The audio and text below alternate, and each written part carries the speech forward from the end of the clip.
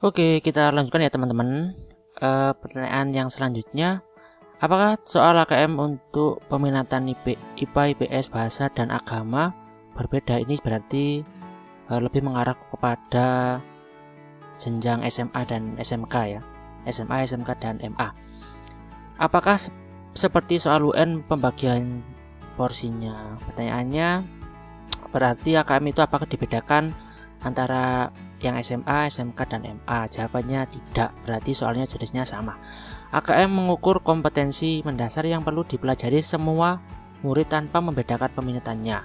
Oleh karena itu, seluruh murid akan mendapatkan soal yang mengukur kompetensi yang sama. Keunikan konteks beragam materi kurikulum lintas mata pelajaran dan peminatan tercermin dalam ragam stimulus soal-soal AKM. Jadi soal-soalnya nggak dibedakan antara SMA dengan SMK, tapi yang membedakan yang tadi dia adaptif, artinya disesuaikan dengan kemampuan siswa. Oke, pertanyaan selanjutnya, apakah ada contoh-contoh soal latihan AKM yang disediakan secara khusus?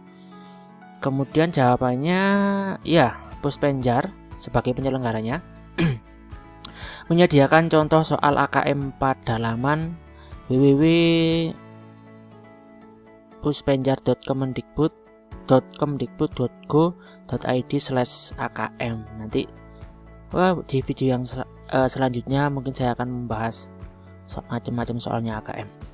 Kemudian pertanyaan selanjutnya, adakah semacam kisi-kisi untuk mengikuti asesmen nasional? Kapan dan di mana kami dapat memperolehnya? Jawabannya nggak ada kisi-kisi ya, nggak ada kisi-kisi. AKM disusun berdasarkan indikator-indikator kompetensi yang membentuk lintasan kompetensi hasil belajar yang bersifat kontinum. Puspenjar menyediakan contoh soal AKM untuk setiap indikator kompetensi pada laman sama puspenjar.kemdikbud.go.id/akm. Jadi kita itu nggak ada kisi-kisinya ya teman-teman. Jadi kita harus membaca-baca lagi contoh-contoh soal yang sudah disediakan oleh Puspenjar. Seperti itu. Pertanyaan yang selanjutnya, perangkat dan ini pembahasannya beda lagi. Perangkat dan kesiapan infrastrukturnya ya. Ini lebih condong ke para penyedia, proktor, teknisi dan sarana prasarana dari sekolah ya. Oke, kita skip aja ya teman-teman ya. Kita skip, kita lihat pertanyaan yang lainnya. Yang bahasan selanjutnya adalah pelaksanaan. Pertama yang kita bahas adalah siapa saja pesertanya. Peserta, siapa saja yang harus mengikuti asesmen nasional? Peserta asesmen nasional adalah seluruh satuan pendidikan yang terdiri atas kepala sekolah, seluruh guru, kemudian dan murid yang dipilih secara acak dengan stratifikasi atau dengan tingkatan sosial ekonomi oleh Kemendikbud. Ya, jadi yang milih nanti adalah langsung dari pusat. Jenjang SD, MI, kelas 5 maksimal ada 30 siswa. Jenjang SMP, MTS, kelas 8, jenjang SMP MTS kelas 8, SMA SMK SMA MA dan MK kelas 11, maksimal 45 murid setiap satuan pendidikan. Ini juga nggak dijelaskan kenapa samplingnya itu berjumlah 45 untuk SMP dan SMA, sedangkan untuk SD jumlah samplingnya adalah 30. Kemudian siswa yang memiliki hambatan intelektual atau hambatan lainnya sehingga tidak memungkinkan untuk mengerjakan asesmen secara mandiri tanpa bantuan, tidak mengikuti asesmen nasional, misalnya siswa pada SLB Sekolah Luar Biasa A, SLBC, dan SLBG. Bila siswa pada SLB lainnya juga mengalami hambatan untuk melaksanakan secara mandiri, juga tidak diikutkan sebagai peserta asesmen nasional, namun guru dan kepala sekolah pada sekolah-sekolah tersebut tetap mengikuti asesmen nasional khususnya sebagai peserta survei lingkungan belajar. Ya, jadi di sini juga penting sebenarnya untuk kepala sekolah, untuk guru sering-sering untuk belajar mengerjakan soal dari AKM maupun survei lingkungan dan survei karakter, karena yang di sini dinilai bukan hanya siswanya. Oke, seperti itu. Nah, yang selanjutnya, siapa saja yang mengikuti AKM? Yang mengikuti adalah peserta AKM semua murid yang menjadi responden asesmen nasional. Guru maupun kepala sekolah tidak mengerjakan AKM. Oke, berarti yang tadi perlu diralat ya. Berarti yang mengikuti adalah peserta didik, sedangkan untuk guru dan kepala sekolah itu harus mengerjakan survei lingkungan belajar. Kemudian yang selanjutnya, apakah asesmen nasional wajib diikuti oleh seluruh satuan pendidikan di seluruh Indonesia? Jawabannya iya. Asesmen nasional dilaksanakan di seluruh sekolah, madrasah, dan satuan pendidikan kesetaraan di wilayah Indonesia. Bolehkah SMP, SMA yang jumlah muridnya kurang dari 45 tidak mengikuti asesmen nasional? Misalkan jumlah peserta didiknya kelas 11 cuma 20. Jawabannya nggak boleh, jadi harus tetap mengikuti asesmen nasional. Terus bagaimana penentuan murid yang mengikuti asesmen nasional? Jawabannya, murid akan dipilih secara acak oleh Kemdikbud dengan mempertimbangkan faktor sosial ekonomi. Mungkin mereka akan mengadakan survei terlebih dahulu ya, sehingga datanya memang benar-benar akurat untuk mempertimbangkan faktor sosial ekonominya. Yang bagus ya. Satuan pendidikan tidak diperkenankan mengganti sampel murid karena dapat mempengaruhi hasil dan tindak lanjut perbaikan pembelajaran. Jadi di sini kita nggak boleh ikut campur. Nanti siapa yang mengikuti asesmen nasional ini, kita hanya diminta untuk menyediakan fasilitasnya saja. Begitu. Dan yang selanjutnya, berapa persen batas minimal banyaknya guru yang mengikuti asesmen nasional? Jawabannya nggak ada batas minimal. Target responden asesmen nasional adalah semua guru baik swasta maupun baik status kepegawaian tetap maupun pegawai lepas atau honorer. Tujuan dari survei lingkungan belajar adalah menggali informasi yang dapat mencerminkan kondisi sekolah sesungguhnya, sehingga tingkat partisipasi yang tinggi diharapkan mampu memberikan cerminan yang lebih baik. Jadi harapannya semua guru dan semua kepala sekolah bisa mengikuti survei lingkungan belajar ini. Oke.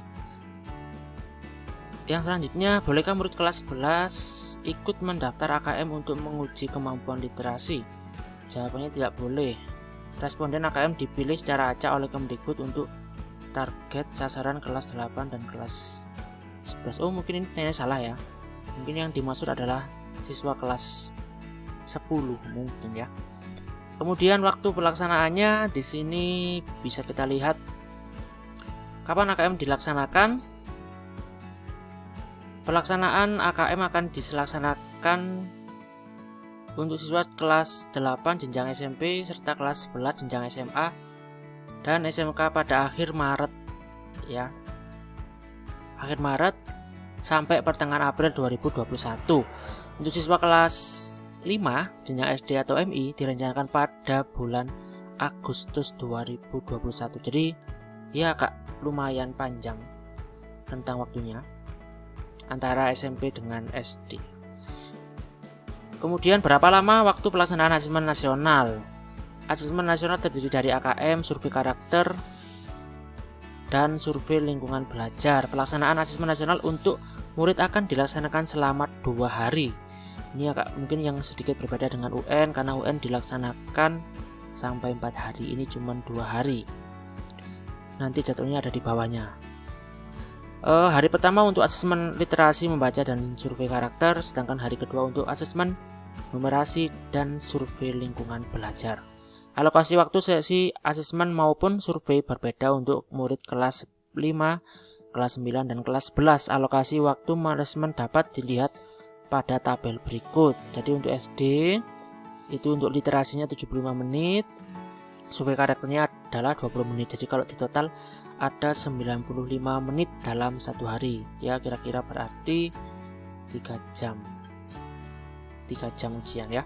Kemudian yang kedua adalah tes numerasi itu 75 menit, dan untuk survei lingkungan belajarnya 20 menit sama.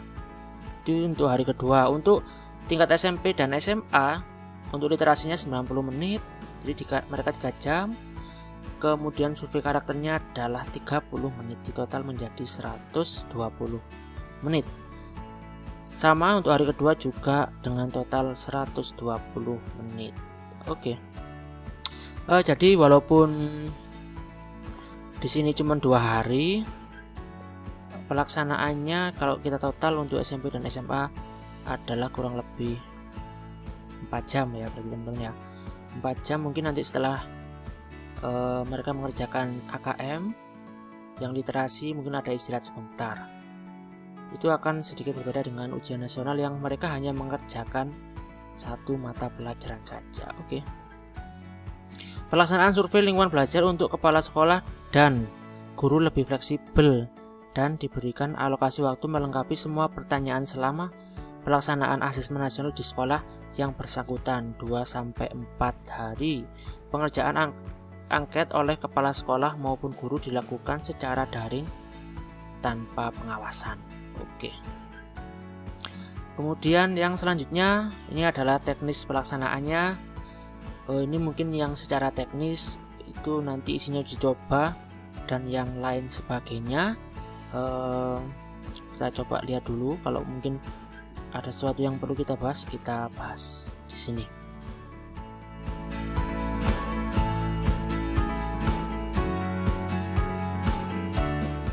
Ini ada jadwalnya. Apakah pelaksanaan AKM dapat dilakukan lebih dari satu sesi? Berapakah jumlah sesi yang diizinkan setiap harinya? Setiap sesi memberikan waktu maksimal 145 menit untuk SD sederajat dan 160 menit untuk SMA dan SMP. Oleh karena itu, dalam satu hari dapat menyelenggarakan 3 sesi tes. Pembagian waktu setiap sesi digambarkan sebagai berikut. Jadi maksimal nanti ada 3 sesi karena pesertanya hanya sampling dan tidak banyak. Jadi nggak perlu membutuhkan banyak sesi. Oke. Kemudian,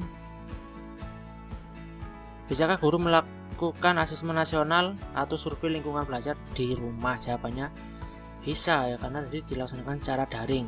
Pengisian survei lingkungan belajar secara daring dapat dilakukan dari mana saja sepanjang terdapat akses internet. Kemudian, apakah tahapan yang dilakukan sekolah untuk mengikuti asesmen nasional sama dengan UNBK? Jawabannya tidak, meskipun sebagian besar tahapan sama. Nah, gimana nih? Tetapi proses pendataan di asesmen nasional berbeda dengan UNBK karena ada pemilihan murid serta pendataan responden guru. Itu yang membedakan ya. Kemudian apalagi ya? Apakah persiapan untuk mengikuti asesmen nasional sama dengan UN seperti adanya proktor, teknisi, dan yang lain sebagainya? Jawabannya ya, karena sistem aplikasi asesmen nasional mengadopsi sistem UNBK dengan modifikasi. Modifikasi meliputi ragam format soal, tidak hanya pilihan ganda dan isian, namun ditambahkan format pilihan ganda kompleks, menjodohkan, serta uraian sudah kita bahas di atas tadi. Selain itu, pada AKM soal-soal yang disajikan adalah adaptif terhadap kemampuan murid dalam menjawab soal-soal sebelumnya. Proktor dan teknisi berperan penting dalam memastikan keberfungsian infrastruktur sekolah, setup aplikasi serta dukungan teknis selama pelaksanaan asesmen nasional. Ini tentu masih membutuhkan proktor nanti untuk menyiapkan perangkat-perangkatnya, menginstalkan exambro-nya. Kalau misalkan nanti minta direset, itu adalah tugasnya proktor. Tentunya teknisi juga di sini masih dibutuhkan. Seperti itu. Oke, bagaimana, ini juga pertanyaan yang cukup bagus. Bagaimana pihak sekolah atau madrasah menyiapkan murid untuk menghadapi AKM ya, karena itu tidak diajarkan setiap harinya oleh guru. Karena selama ini ya yang dipelajari adalah pelajaran-pelajaran seperti bahasa Indonesia, bahasa Inggris, matematika itu. Oke, AKM mengukur kompetensi kecakapan hidup yang merupakan hasil belajar murid lintas beragam mata pelajaran. Oleh karena itu, keberhasilan AKM tidak melalui proses drilling soal-soal. Satuan pendidikan diharapkan mewujudkan proses pembelajaran yang mendorong terbangunnya kompetensi serta karakter murid. Ini